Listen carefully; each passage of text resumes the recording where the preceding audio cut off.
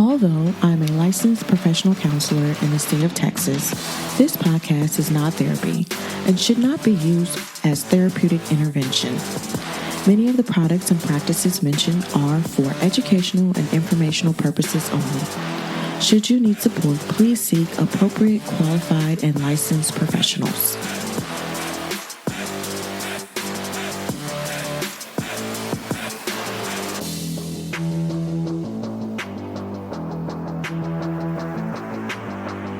Hey y'all, welcome to Between a Hot Mess and a Therapist, the podcast where we navigate the murky waters between what society expects and what it means to truly live, embrace the messiness, the beautiful chaos of life, and celebrating the rebellion in the process.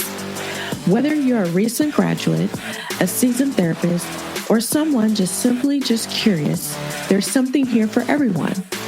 But before we dive in, make sure you join the Hot Mess Rebellion community where you can connect to other like-minded souls.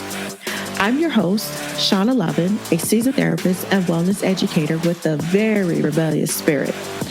So grab your favorite beverage, get comfortable, and let's dive into today's rebellion.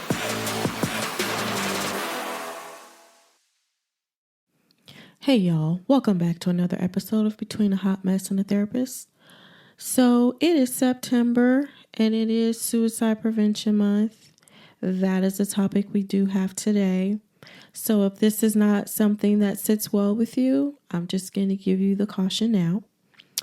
But it's something that we need to keep talking about. We're not putting the idea in anyone's head.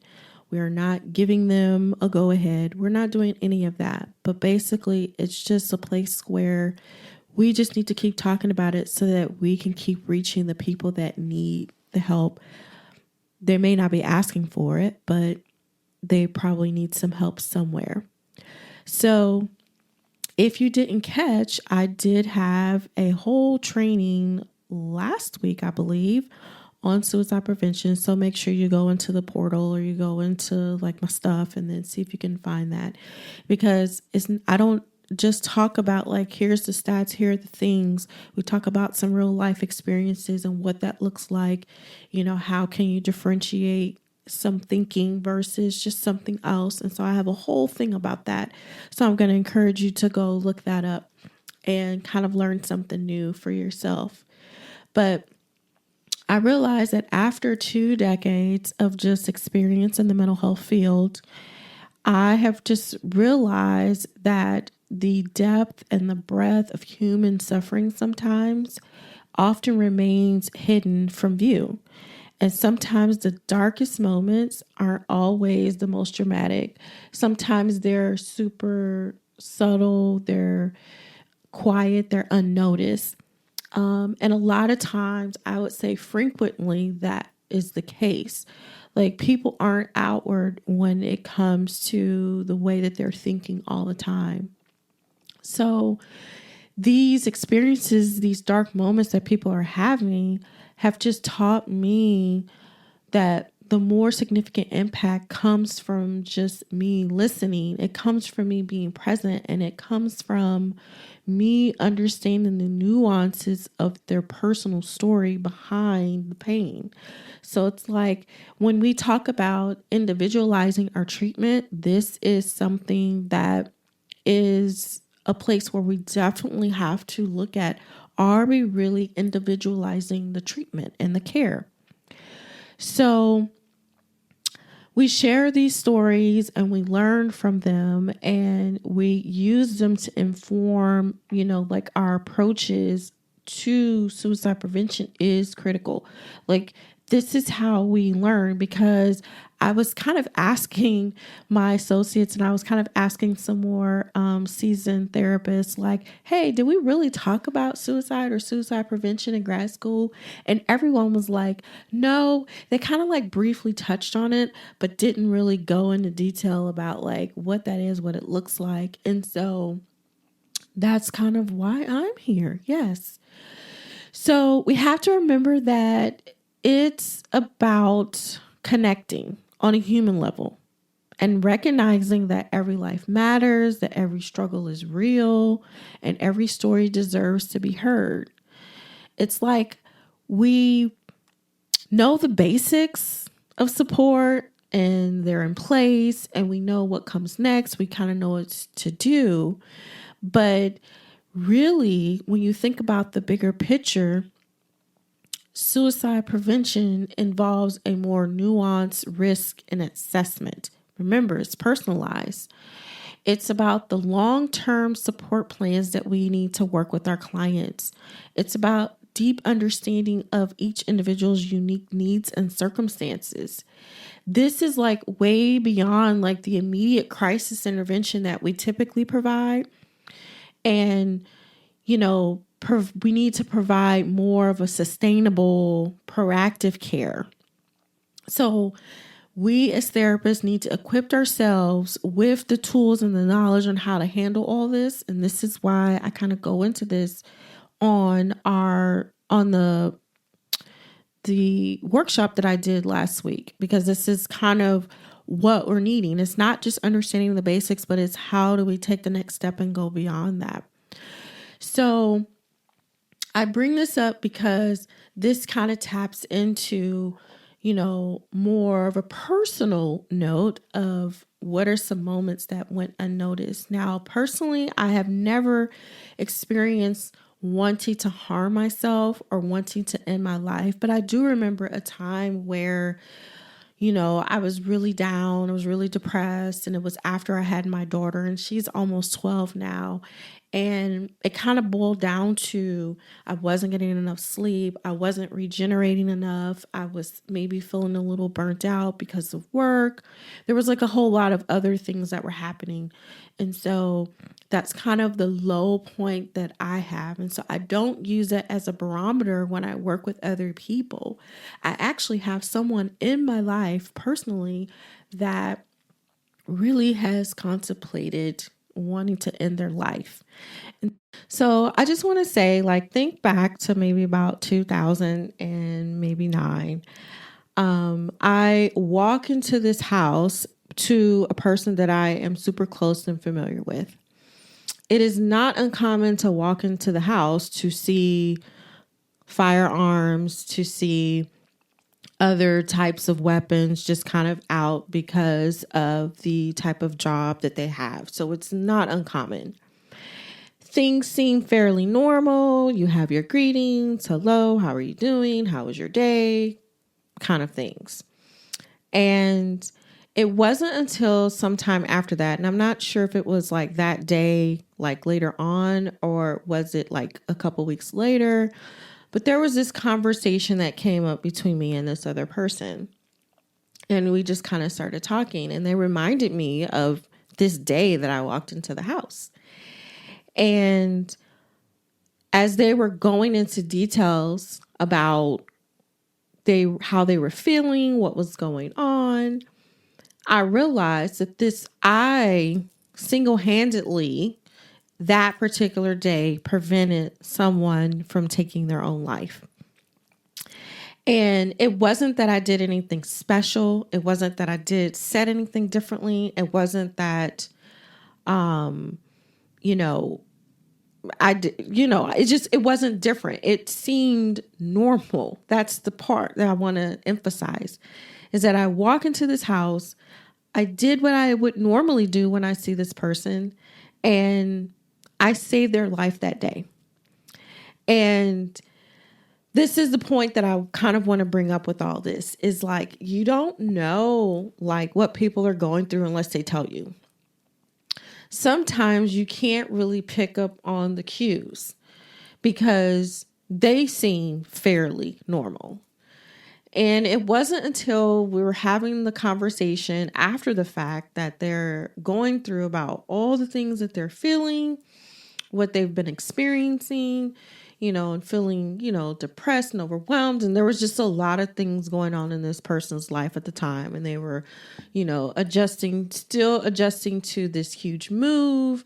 They're in their maybe mid to late 20s at the time. And it was this place where you didn't know like there were any issues. Like there just weren't any. It wasn't apparent. I'll say that. And so I am just going to say, like, now this person freely talks about suicide and what you can do to maybe help other people. They personally have helped other people in their field to prevent them from taking acts. They're open about like where they are in life, but I think sometimes like that can be a lesson within itself. And now the relationship that I have with this person is very different than it was back then. I mean, it's definitely grown and I'm closer to the person for sure. But at the same time, I regularly check in with this person. Hey, how's it going? And then I start trying to read between the lines and try to find out if there's what's kind of really going on in their life and they're just not saying anything to me. But I also realize that in more recent years, like when you start asking questions, something that typically will come out is like, no, I'm not thinking about suicide. I'm not thinking about that. But this is where I'm at. And so I appreciate the authenticity and the honesty that I get from this person now about where they really are. And so I would say, like, even though when we are trained as therapists to look at the verbal cues, look at the nonverbal cues, do they have protective factors? What are the risks that are involved with this person moving in this space? And I'm here to tell you, sometimes you really have to throw all that shit out the window, because a person who is in that space doesn't always exhibit the things that we are taught in school or the things that we learn in school. And not only that, as I have become more seasoned as a therapist, it's easier for me to pick up on the things that people don't say.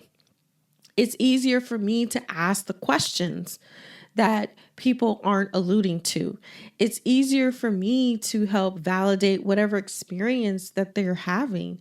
It's easier for me to make sure that they're getting the help that they need, But again, the person has to want the help, but it's easier now that I've been more seasoned as a therapist to really dive in and help a person really navigate where they are.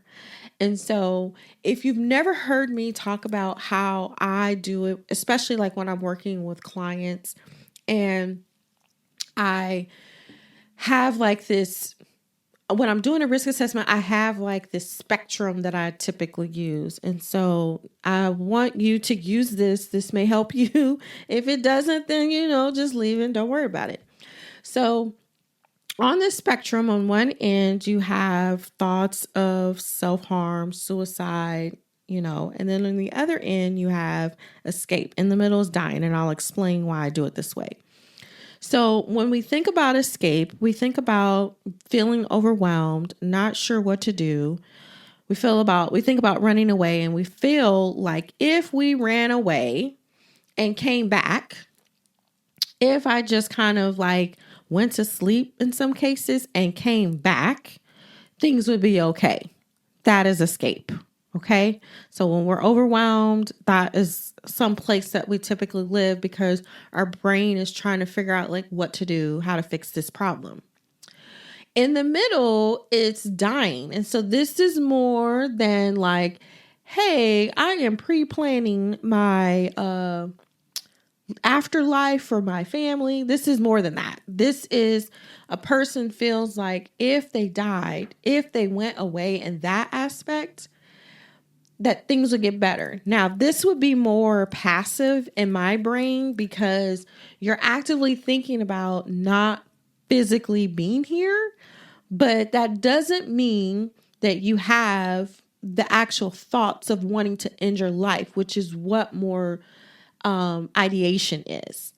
And ideation on the other end of the spectrum is you're thinking about dying, you're having plans.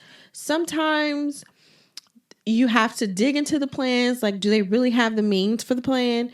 Is there really intent behind that plan? Like, these are things you're going to have to like sort out. So on the spectrum, we have ideation, we have dying, and we have escape. A lot of people, I'm not going to go into the millennial thing that I have, or the younger folks and the Gen Zs and like the way that they process information. I'm not going to go there. But when we're on this spectrum and we think about, like, a lot of people feel like in this space of escape, and then at minimum, it's really passive ideation when they think about dying. That's where a lot of people live. And that's because we're overwhelmed. And as a therapist, you have to be able to learn how to pick it apart to understand, where is this person? Now, the other caveat that gets thrown into this that I think people misunderstand is self-interest behavior. And people will automatically assume that if I'm engaging in self-interest behavior, that I want to end my life. That is not necessarily the case. Because if you ask a person if they did this, or this is what they're thinking about, and you ask them, was that an act of trying to release pain, release some emotion, to release is the key word, and they say yes, you know that that is a self-interest behavior, and there's typically not any intent to want to end their life.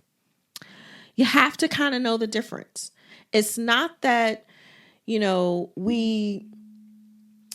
it's not like everyone is going to neatly fit into these zones. Like the story that I started with today, everyone doesn't neatly fit into the categories, but my personal experience is how I developed this spectrum when it came to suicide, talking about it, prevention of it, risk assessments. Like, this is what has helped me as a therapist. My own experience is what has helped me as a therapist understand the spectrum that a lot of people actually live on. But society tells us that if you have any thoughts of ideation, doesn't matter what it is, what it looks like, what it feels like, that you automatically want to end your life. And that is just not true. So I bring in this today because I want you to take something away. Just because a person looks fine, just because they're not saying the trigger words, just because they're not experiencing things that would be synonymous with like suicide, does not mean that they are not. So I want you to take what I've given you, apply it to the things that you already know. Maybe you picked up something new.